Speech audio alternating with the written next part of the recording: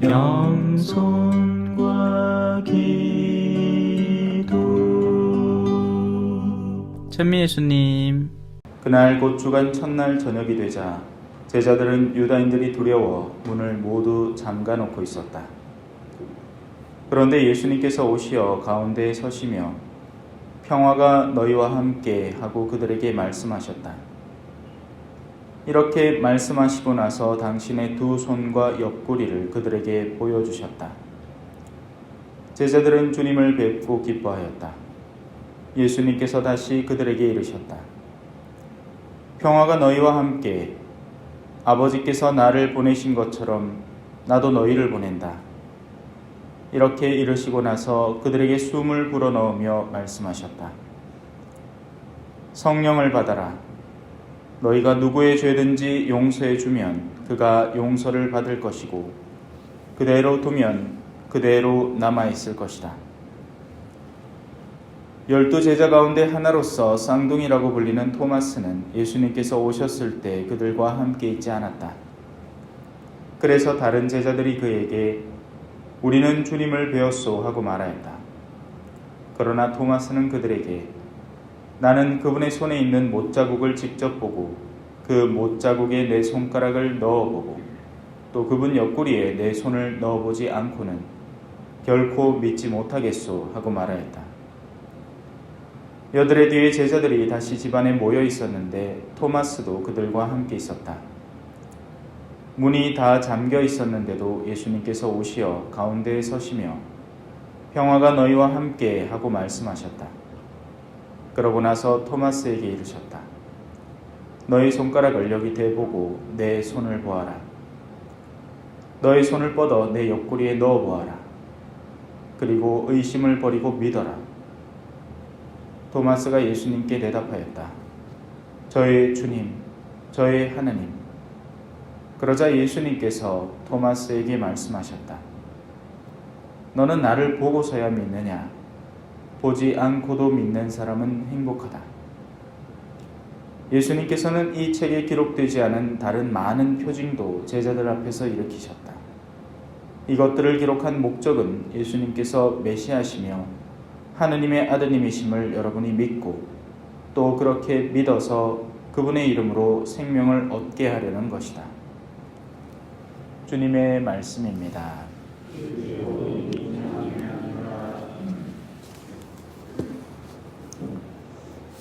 참 예수님.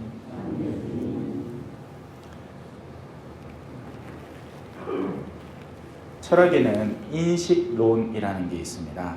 우리는 사물들을 이렇게 본다라고 생각을 하지만 이 사물 자체가 우리 안에 들어오는 게 아니죠. 우리는 단지 여기에 반사된 빛의 입자를 눈에 받아서 그것이 망막에 형성된 상을 뇌가 해석한 것을 최종적으로 수용하는 것뿐입니다. 그래서 불가에서도 왜 화두를 막 던지잖아요. 이 무엇고 이것이 무엇인고 이것이 실제 여기 있는 것이 맞는가? 예를 들어서 뭐 이런 물건들이야 실제 거기 있다 하더라도 내 마음속을 괴롭히고 있는 생각이 하나 있다면 그게 진짜 나를 두렵게 할 만한 생각인가 아닌가? 나는 그걸 어떻게 수용하고 받아들이고 있는가? 어떤 사람에게는 아무렇지도 않은 강아지가 누군가에게는 어마어마한 두려움의 대상이 되는 이유는 그 강아지 자체의 문제가 있는 것이기보다 우리 내면의 문제가 이미 존재하는 겁니다. 그래서 본다는 현상은 우리가 순수한 물리적인 세계 안에서 이루는 것이 아닌 우리의 내면의 작용, 영혼의 작용이라고 볼 수 있습니다. 우리는 사실 영혼으로 보는 거죠. 다른 한편 우리가 무언가를 만진다고 할 때 또 같은 일이 벌어집니다. 우리가 만지는 이 대상을 확대하면 정말 황당한 일이 벌어지고 있어요.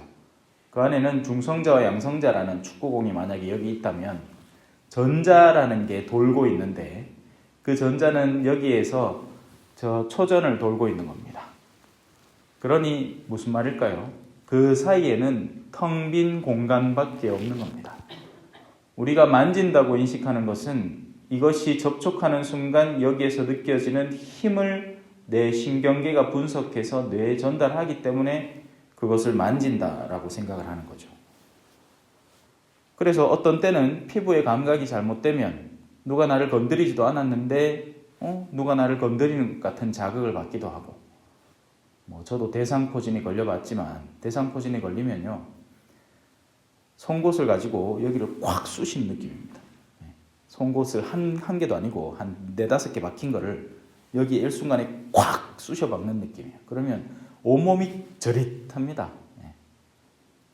아무것도 없는데, 누가 나를 때리지도 않는데 매 3초마다 한 번씩 그 통증이 반복돼서 재생되더라고요. 느껴보신 분들은 알겠죠. 또 다른 한편 누군가가 전쟁통에 팔을 잃었어요. 순식간에. 그런데 한동안은 계속 그 팔에 통증이 느껴지는 겁니다. 이미 없는 팔인데. 그로 인해서 우리가 무언가를 만진다는 감각조차도 사실은 우리가 만진다는 것이기보다 만짐을 우리가 인지한다라고 볼 수 있는 거죠. 그래서 우리가 바라보는 세상은 사실 순수한 물질 세계라고 볼 수 없습니다. 우리에 의해서 가치가 부여된 세상입니다. 지금은 참외가 금값이죠. 하지만 만약에 나중에 어디 학계에서 연구를 해가지고 참외가 인체에 굉장히 위해한 성분을 담고 있다, 만약에 이런 소식이 나왔다, 과학계가 발표를 해버렸다, 그럼 그 다음부터 아무도 안 사 먹을 겁니다. 그런 일들은 지금까지 많이 있었죠. 툭하면 그 거꾸로가 일어나죠. 거꾸로가. 알지도 못하고 관심도 없던 어떤 풀떼기를 갑자기 TV 광고에서 이거 사람 몸에 엄청 중요한 성분이 있다 해가지고 한동안 그걸 마구 사 먹었는데 나중에 알고 보니 풀독이 올라버린 거예요. 이런 멍청한 일들을 우리는 자주 합니다. 가치가 없는 것에 엉뚱하게 가치를 부여하고 실제 가치가 있는 것은 소홀하게 여기고, 우리는 그렇게 세상을 구축해 놓았습니다. 그래서 어떤 메이커의 제품은 좋은 것, 시장통에서 사는 것은 나쁜 것. 왜냐하면 자본을 신으로 삼고 있는 사회이기 때문입니다. 물질이 신이 되어 있는 사회이기 때문에 그래요. 하지만 사랑하는 이에게서 선물 받은 하찮은 반지를 소중하게 간직하는 사람은 그 반지의 실질적인 가격 때문에, 그건 하다못해 플라스틱 쪼가리일 수도 있죠. 하지만 중요한 건 그게 아닌 겁니다. 누가 나에게 주었나 라는 그 내면의 가치를 더 소중한 것으로 여기는 사람이기 때문에 그 반지의 가치가 부여되는 거죠. 우리가 신앙이라는 것에 진실되게 눈을 뜨기 시작하면, 제가 이렇게 얘기하는 이유는 많은 이들이 신앙이라는 것을 다른 가치로 삼고 살아가기 때문입니다. 신앙의 속적 가치도 이미 존재하거든요. 옛날에는 신앙을 가지면 죽음의 대상이었어요. 신앙을 가지는 것 자체가 우리 생존을 위협하는 일이었단 말입니다. 양반들이 자기가 신앙을 믿겠다 해서 양반 관직을 다 잃고 재산도 잃고 모든 것을 빼앗기고 심지어는 목숨까지 위협에 갖는 상황이었다면, 지금은 아니죠. 지금은 사제복장을 하고 길에 돌아다니면 오히려 사람들이 존중해 줍니다. 식당에서 어쩌다가, 물론 사제는 그런 일이 잘 일어나지 않습니다. 보통 이제 수녀님한테 그런 일이 일어나죠. 수녀님 복장을 하고 식사를 하고 있는데 나가서 계산을 하려는데 주인이 계산은 저분께서 이런 이야기 있잖아요. 그죠? 그 자주 일어나는 일입니다. 우리 동료 사제들만 해도 숱하게 그런 일들을 했다라는 증언이 있고요. 지금은 우리가 세속적 가치로도 신앙은 쓸만한 것입니다. 그렇기 때문에 들러붙어 있는 거죠. 예를 들어서 미국 교포사회 같은 곳에는 자기 혼자 절대로 못 살아갑니다. 그러니 뭔가 커뮤니티, 공동체를 형성을 해야 되는데 그 가운데 가장 좋은 수단이 뭐겠습니까? 신앙인 거죠. 그래서 한인 가톨릭 커뮤니티, 한인 개신교 장로의 커뮤니티가 마구마구 생겨나는 거예요. 그 사람들은 정말 그 안에서 신앙을 추구할 것인가? 그럴 수도 있고 아닐 수도 있죠. 아닐 가능성이 사실은 더 높아 보이는 이유는 맨날 싸우거든요. 커뮤니티에 이제 초창기 멤버들 가운데 일명이 구축해 놓은 자기의 세력과 뒤늦게 들어온 두 후반부의 세력이 맨날 치고받고 서로 비방하고 싸우는 겁니다. 이런 일들은 교회 안에서도 쉽게 발견되죠. 예를 들어서 어느 큰 성가대에서 단장의 세력과 지휘자의 세력이 맨날 싸우고 찢고 볶는 겁니다. 한 번은 교구에서 꽃꽂이회 모임을 한 적이 있었어요. 전시회를 한 적이 있었습니다. 들리는 소문에 자기들이 더 목 좋은 자리 차지하겠다고 그 안에서 막 싸운 거예요. 그럴 것 같으면 꽃꽂이를 왜 합니까? 안 하고 말지.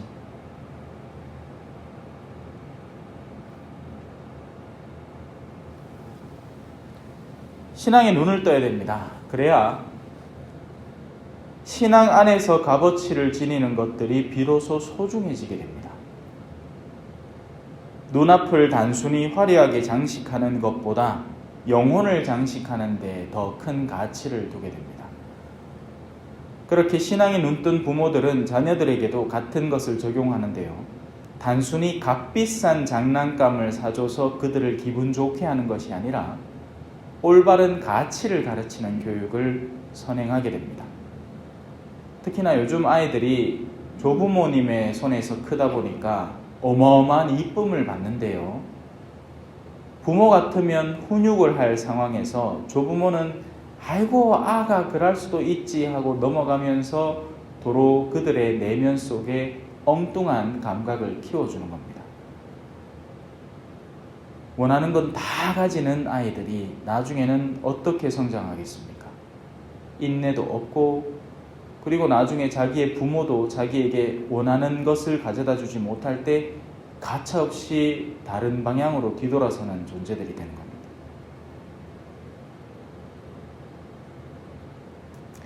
우리가 하는 신앙생활은 바로 이 영적인 가치들로 이루어진 세계를 살아가는 겁니다. 모든 것 안에는 영적인 가치가 부여되어 있는 거예요. 그러니까 지금 이 초가 여기 서 있는 겁니다. 여러분들 집에도 초 많잖아요. 그 초나 이 초나 뭐가 다릅니까? 둘 다 파라핀으로 만들었는데. 밀초만 좀 비싸긴 하겠다. 요새 밀초는 엄청 비쌉니다. 벌들이 실제 그거 만들어낸 밀로 만든 초는 값어치가 어마어마해요. 그래서 성당도 이제는 고급 투성입니다. 눈 돌리면 고급, 번쩍번쩍 하잖아. 저는 남 믿다가 여오면 막 눈이 막 부셔요. 그 동네는 제의도 꾸지리하고 누가 돌봐주는 사람도 드라이라는 개념 자체가 없습니다. 한날은 자매님들이 신부님 옷이 너무 추져보니까 좋은 마음으로 씻어주겠다고 물에 씻어 붓는 게라. 왜 되겠습니까? 제의를 물에 씻거나. 여 수 났는 게 다 물든 거예요. 초록색 제의, 빨간색 제의를 씻었더만은 여 흰색으로 이렇게 막 수 놓여져 있던 게 전부 다 그 물이 들어갔고 엉망진창이 된 거예요. 그래갖고 미안하다고 내 앞에 막 울상으로 서 있는데 어쩌겠습니까? 왜 그랬어요? 좋은 마음으로 한 거 아니에요. 괜찮습니다. 내 서품제인데.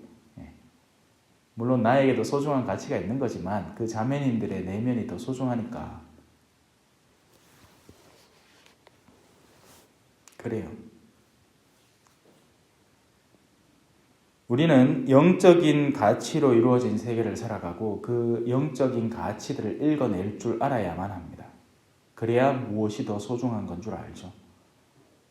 그래야 우리에게 일상적으로 밥을 해주는 아내의 소중함을 일깨우게 되고 하찮은 사람이라도 내 옆에 남아있는 남편의 가치를 비로소 알게 되는 겁니다. 그래서 부활하신 예수 그리스도에 대한 가치가 어떤 것인지 신앙에 눈 뜨고 나면 깨닫게 되는 겁니다. 그 전까지는 취사 선택할 수 있는 대상이죠. 예수 그리스도 내가 필요하마 가는 기고 아이마 많은 기고 신앙 언제든지 내가 귀찮으마 더 세상에 더 소중한 일 있고 귀한 일 있고 값어치 있는 일 있으마 내던질 수 있는 기고 아이마 시간 남고 뭐 할 일 없고 심심하마 한번 가보는 기고 또 그 가마 사람들 사이 유대관계도 있고 내가 필요할 때 사람들한테 도움도 얻을 게임께 그 관계는 잘 구축해 놔야 되는 기고 이런 기입니다. 하지만 우리가 진정 신앙이 눈뜨기 시작할 때 예수 그리스도의 본연의 가치와 그분이 우리에게 남겨주신 유산인 성체의 가치와 이 성찬례의 가치가 남달라지게 되는 겁니다. 밥 안 먹으면 살 수 있습니까? 못 삽니다. 영혼이 밥을 안 먹으면 어떻게 될까요? 서서히 굶어가고 메말라갑니다.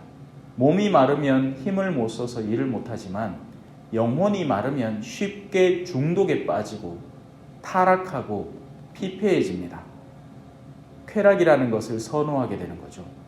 그러다 보면 더 많은 돈이 필요해지는 거고 그러다 보면 비트코인도 하게 되는 거고 누가 15%짜리 이득을 주는 뭔가를 하겠다 하면 사기에도 쉽게 걸려 넘어지는 거고 뭐 건강식품 좋은 게 있는데 하면서 만면에 웃는 얼굴로 다가오면 이 사람이 진짜 나한테 좋은 걸 해주는갑다. 왜? 그동안에 영혼이 외로워 있었으니까.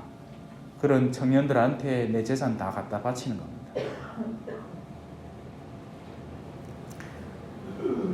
우리가 신앙에 눈뜨게 될 때 그분의 부활을 앞서 있는 비로소 순환이 본연의 가치를 지니게 됩니다. 세상 사람은 누구나 순환해서 도망가죠. 고통당하는 걸 누가 좋아합니까? 누가 봉사하고 싶어해요? 누가 헌신하고 싶어 합니까? 내 주머니 돈 들어오는 일은 막 죽자고 조차고 달려들고 합니다. 고생을 안 시켜도 억지로 해요. 왜? 그 이득이 눈에 확고히 보이니까요. 하지만 신앙 안에서 우리에게 이득을 가져오는 일은 누가 하려고 합니까? 그것이 무슨 가치를 지니고 있는데요? 한 500만 원 주면 기꺼이 할 일이지만 100만 원 주면 안 하는 겁니다.